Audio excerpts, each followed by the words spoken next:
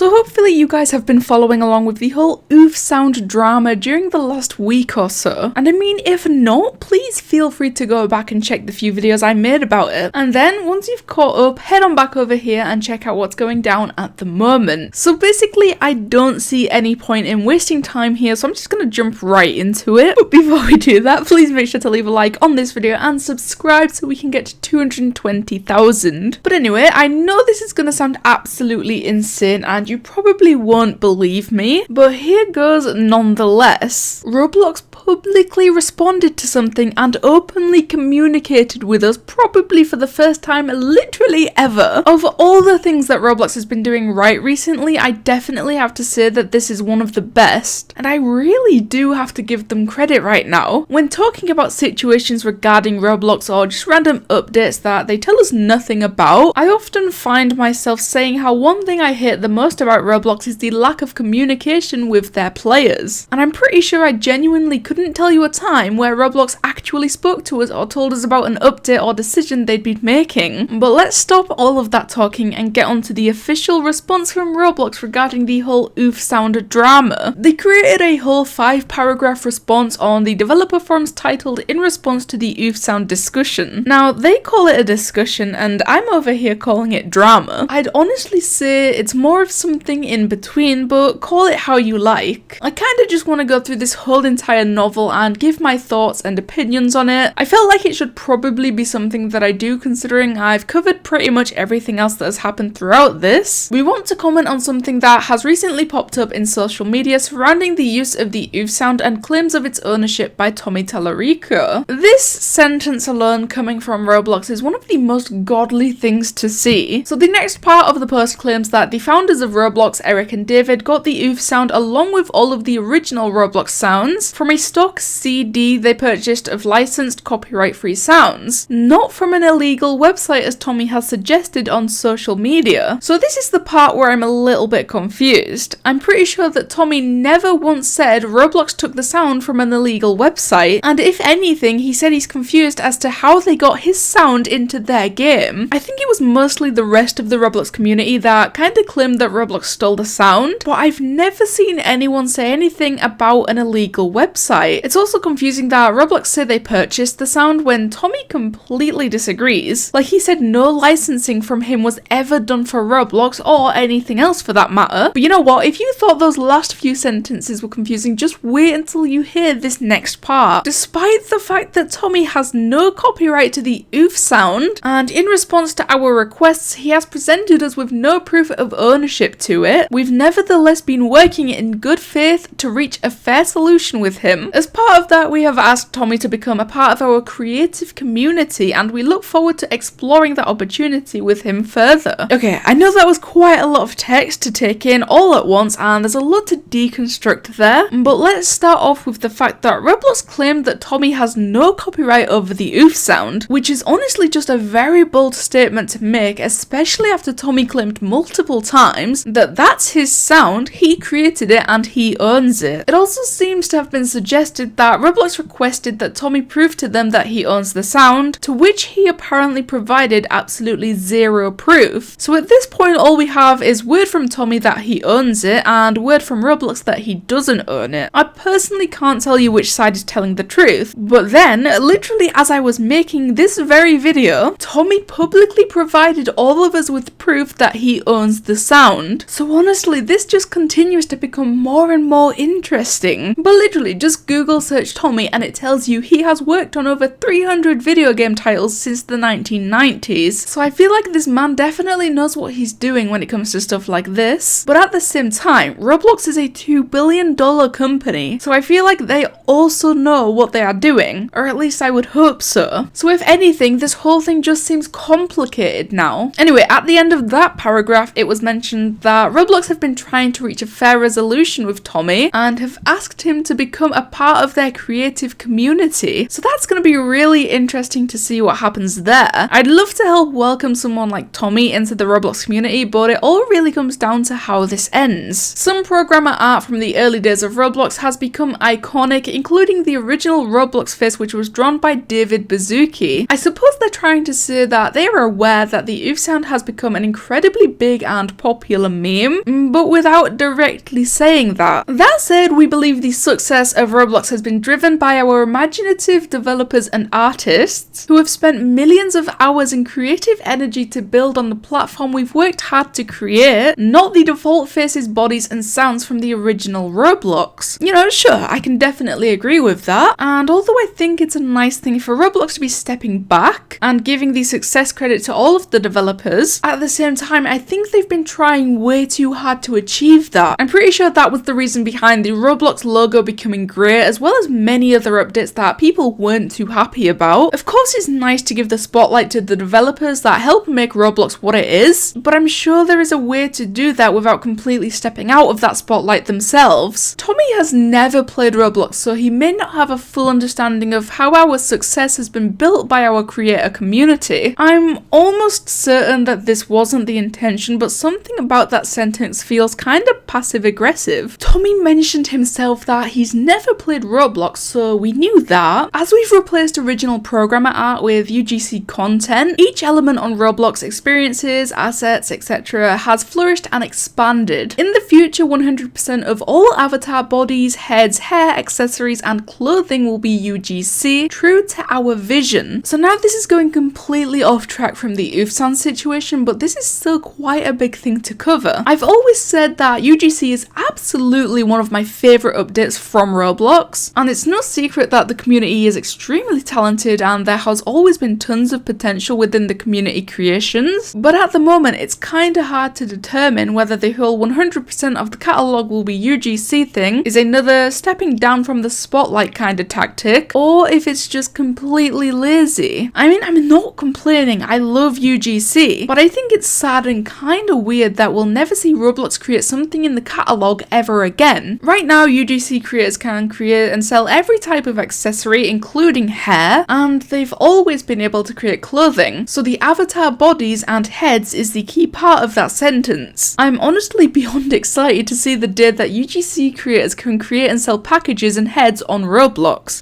But that's basically all that was said in the response post. I have to admit that it's really interesting. Roblox claimed that Tommy doesn't own the sound and wouldn't give proof when they asked for it, so a few hours later Tommy tweeted the proof for everyone to see, which kinda makes me think that maybe Roblox shouldn't have made a public response, because now it's just very confusing and I really don't see what they're trying to do. Maybe Roblox really did get the sound from a supposed copyright-free disc and thought everything was fine, but even if that is the case, Tommy obviously still owns the sound. From now on, I think this should just be between them, and I just hope that both sides can come to a fair and mutual resolution. But anyway, let me know what you guys think of the response from Roblox. Thank you guys so much for watching, and I'll see you in the next one.